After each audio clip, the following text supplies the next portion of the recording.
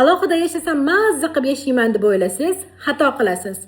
Ba'zi bir kelinlar bor, alohida yashasam mazza qilib yashirdim, erim meni ko'proq yaxshi ko'rardi, erimga men ko'proq vaqt ajratardim, kamroq janjallashardik deb bahona qilishadi. Lekin muammo qaynona qaynatada emas. Muammo er-xotin o'zaro munosabatida. Agar er-xotin munosabatlarida bir-birini tushunish, eshitish, o'zaro hurmat bo'lmasa, siz qatga borib alohida yashasangiz ham, muammo siz bilan birga ketadi. Faqatgina yashaydigan manzilingiz o'zgaradi, bo'ldi. Muammo o'sha muammoligicha qoladi. Siz muammolaringizni yechib, bir-biringizni tushunib, bir-biringizni eshitib yashasangiz, qaynona qaynota bilan ham mazza qilib, xursand bo'lib, baxtli yashasangiz bo'ladi.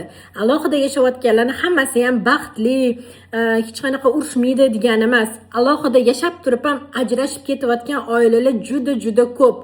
Shuning uchun alohida yashasam mazza qilib yashirdim, tinch yashirdim deb o'ylamang. Muammo uyda emas, muammo sizni o'zaro er-xotin munosabatingizda.